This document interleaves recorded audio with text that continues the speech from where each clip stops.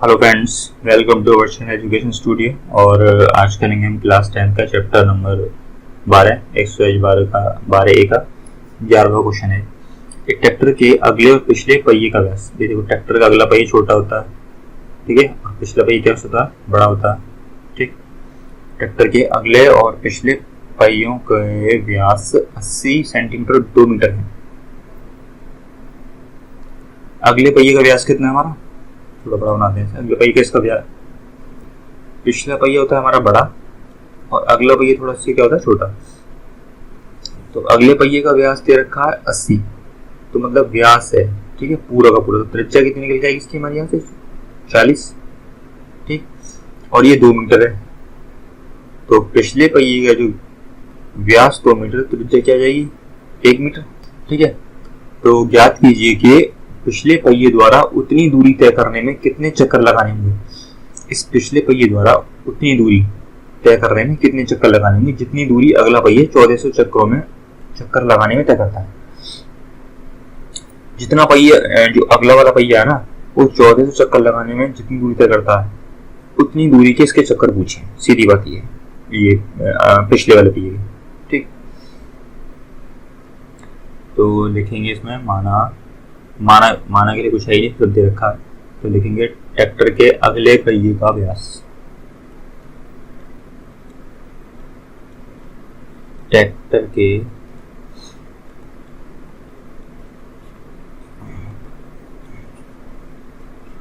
अगले पहिए, ट्रैक्टर के अगले पहिए का व्यास बराबर कितना हमारा 80 सेंटीमीटर दे रखा है, ठीक है। तो 2r बराबर 80, तो यहाँ से r बराबर कितना निकल कर जाएगा हमारा, r बराबर आ जाएगा 80/2, ठीक है। इस 2 को उसके नीचे ले आएंगे, बराबर कितना जाएगा 40 सेंटीमीटर। अब हमें अगला दे रखा है इसमें ट्रैक्टर के पिछले पहिए का व्यास,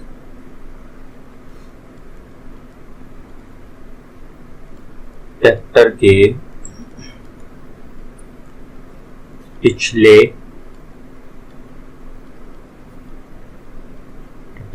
पहिए का ट्रैक्टर के पिछले पहिए का व्यास बराबर, इसने दे रखा है 2 मीटर दे रखा है, मीटर में है। तो दोनों को मतलब इसको सेंटीमीटर में चेंज कर लेंगे। सेंटीमीटर में चेंज करने के लिए क्या हो जाएगा 200, ठीक है, सेंटीमीटर। तो 2r बराबर क्या हो जाएगा 200, r बराबर क्या निकल जाएगा हमारे यहाँ से 200/2, ठीक है। इस 2 को उसके नीचे ले आएंगे तो r बराबर कितना जाएगा हमारा 100 सेंटीमीटर। तो यहाँ से हमारी त्रिज्या निकल के आ गई। अब हमें निकालना है अगले पहिए का। तो देखिए, अगले पहिए द्वारा एक चक्कर लगाने में तय दूरी, अगले पहिए द्वारा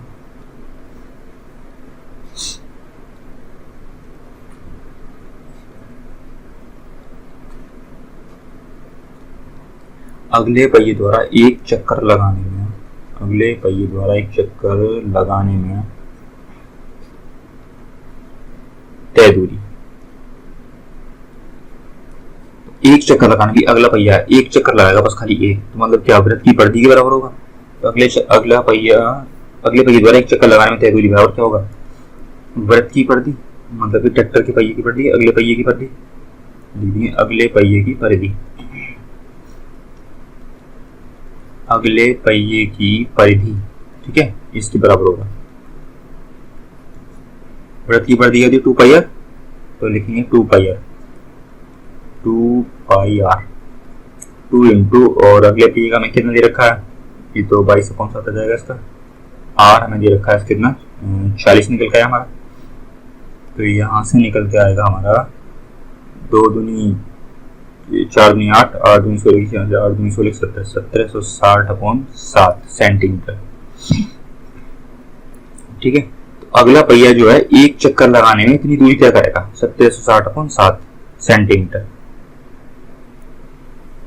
अब हम क्या करेंगे, अगले पहिए द्वारा 1400 चक्करों में तय की गई दूरी, अभी कह रहा है ना, जितनी दूरी अगला पहिया 1400 चक्कर लगाने तय करता है, 1400 चक्करों में अगले पहिए द्वारा तय की गई दूरी निकालेंगे।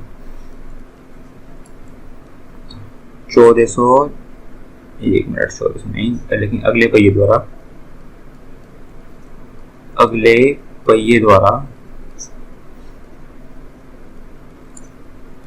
1400 चक्रों में तय दूरी।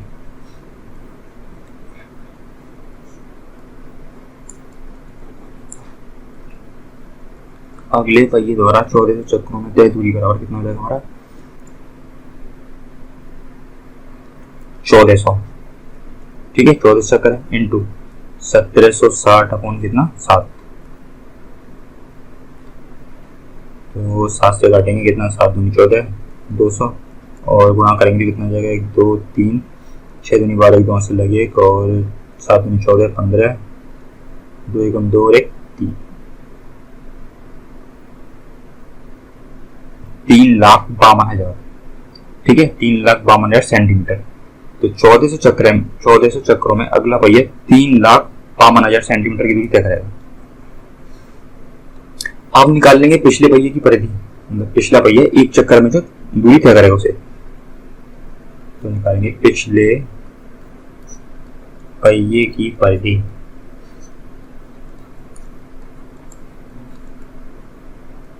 ठीक है, जो पिछला वाला पहिया है ना, इसका एक चक्कर लगाने में जो दूरी तय हुई है उसे ही परिधि कहते हैं। ठीक, तो पिछले पहिए की परिधि वृत्त द्वारा इस पहिए द्वारा एक चक्कर लगाने में तय की गई दूरी। देखो भाई, जैसे मान लो इस पहिए को आप काटोगे, ठीक है, तो काट के ये गोला है इस तरह, ठीक है, और गोला काट दोगे तो कैसे जगह बिखर जाएगा ऊपर के लंबा हो जाएगा। तो ये जो दूरी है ना, ये वाली दूरी एक चक्कर लगाने में इतनी दूरी तय करेगा, यही दूरी निकल के आती है हमारी।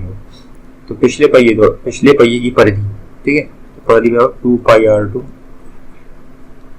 इसे r1 मान लेंगे और इसे r2, ठीक है, यहाँ r1। तो r2 कितना हमारा 2 इंटू 22/7 इंटू r2 हमारा 100 सेंटीमीटर है। तो यहाँ से निकल जाएगा 4400 अपॉन 7 सेंटीमीटर। तो पिछला पहिया एक चक्कर में 4400.7 सेंटीमीटर की दूरी तय करता है। अभी थोड़ा सा और बचा है, तो इस पूरे को मैं रेज कर देता हूं। ठीक, तो पिछले पहिए के चक्करों की संख्या इसने हमसे पूछा। पिछले पहिए के चक्करों की संख्या,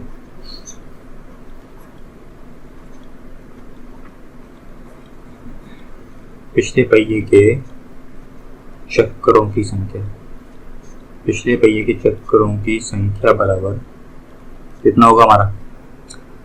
देखो हमारा जो निकल का आया सबसे पहले 35,200, सॉरी 3,52,000।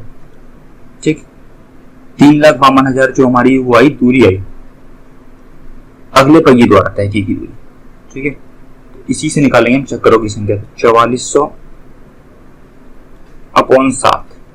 अगर हम अगले पहिए द्वारा तय की दूरी में जो पिछले पहिए द्वारा, ठीक है, पिछले पहिए द्वारा एक चक्कर में तय की गई दूरी है उससे डिवाइड कर दें तो हमारा यहाँ से चक्करों की संख्या निकल कर जाएगी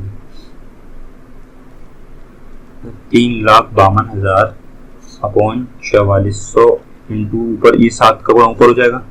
ठीक है, तो अब 2 से 2 जीरो से 2 जीरो गया और यहाँ से काटते हैं 4 चौक 44, 11 3 33, 11 3 22, 4 8 32, 7 8 56, तो ये एक जीरो यहाँ बच गया, 560। ठीक है, 560 चक्कर हमारा आंसर निकल के यहाँ से आ जाएगा 560 चक्कर। अगला क्वेश्चन नंबर है, उस वृत्त का व्यास ज्ञात कीजिए जिसका क्षेत्रफल 20 सेंटीमीटर और 48 सेंटीमीटर व्यास वाले दो वृत्तों के क्षेत्रफलों के बराबर है। ये व्यास दे रखे हैं, तो उस वृत्त का व्यास ज्ञात करना है जिसका जो क्षेत्रफल है ना 20 सेंटीमीटर और 48 सेंटीमीटर व्यास वाले दो वृत्तों के क्षेत्रफलों के बराबर है। दो वृत्त हमें दे रखे हैं, व्यास कितने हमारे, एक का 20 है, एक का कितना 48। तो व्यास क्या कहा भाई, व्यास क्या होता है भाई, इस वृत्त का पूरा बीच का पार्ट, ठीक है, बीच के बिंदु से पूरा पार्ट के व्यास होता है दूरी। हमें दे रखा है इसने खाली बस त्रिज्या, हमें जो लेना है वो लेना है त्रिज्या। तो ये हमें व्यास दे रखा है, तो व्यास का आधा कर देंगे तो क्या निकल जाएगा त्रिज्या, 20 का आधा 10 और दूसरा 48 का आधा, यह आ जाएगा 2 दूनी 4 2 24, दोनों सेंटीमीटर में, तो कोई दिक्कत नहीं है। अब इन दोनों को योग करके जो वृत्त बनेगा उसका हमें त्रिज्या क्या था। ठीक है, तो लिखेंगे पहले वृत्त की त्रिज्या, पहले वृत्त की त्रिज्या निकालेंगे। ठीक है, पहले वृत्त की त्रिज्या बराबर, पहले वृत्त की त्रिज्या R1 बराबर 20/2, तो यहाँ से क्या निकल जाएगा 10 सेंटीमीटर।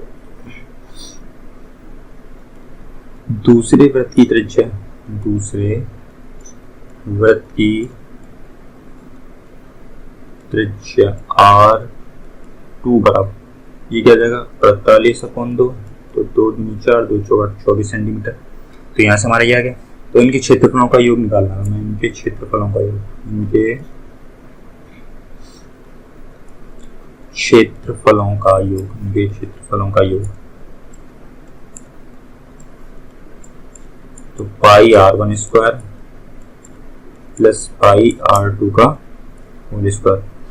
तो यहाँ से क्या निकल के आएगा अभी, पाई ले लेंगे कॉमन, R1 कितना हमारा 10 का होल स्क्वायर प्लस R2 कितना है 24, इस 24 का होल स्क्वायर। तो यहाँ से क्या निकल के आएगा, पाई तो ऐसे ही रहेगा 10 24 का 576। तो अब यहाँ से आएगा पाई ब्रैकेट में 676, तो यहाँ से निकल के क्या आ जाएगा 676 पाई आ जाएगा। ठीक है, और लेकिन हाँ चलो ठीक है 676 पाई आ गया। तो इन दोनों क्षेत्रफलों का योग आ गया 676 पाई सेंटीमीटर। हमें उस वृत्त का व्यास याद करना है। ठीक, तो लिखेंगे नए वृत्त का क्षेत्रफल बराबर, नए वृत्त का क्षेत्रफल बराबर कितना होगा पाई R स्क्वायर। देखो भाई इसने हमें रखा है, इन दोनों जो दे रखा है 20 सेंटीमीटर 48 सेंटीमीटर व्यास वाले दो वृत्तों के क्षेत्रफलों के योग के बराबर है। ठीक है, इन दोनों को प्लस करेंगे तो हमारा एक बड़ा वाला जो वृत्त बनेगा, इन दोनों का क्षेत्रफल इसके क्षेत्रफल के बराबर होगा। तो हमारा ये कितना है 676 पाई निकल गया बराबर पाई R स्क्वायर, इसके बराबर होगा। पाई से पाई कट जाएगा और इसका R बराबर कितना निकल जाएगा भाई, इसके ऊपर ये स्क्वायर रूट हो जाएगा 676, तो बराबर कितना आ जाएगा, ये किसका स्क्वायर है 26 का, तो 26 सेंटीमीटर इसका आंसर यहाँ से निकल के आ जाएगा। तो आज का वीडियो यहीं समाप्त होता है और ये एक्सरसाइज 12 यहीं समाप्त होती है। वीडियो आपको पसंद आए तो वीडियो को लाइक और चैनल को सब्सक्राइब जल्दी कीजिए। धन्यवाद।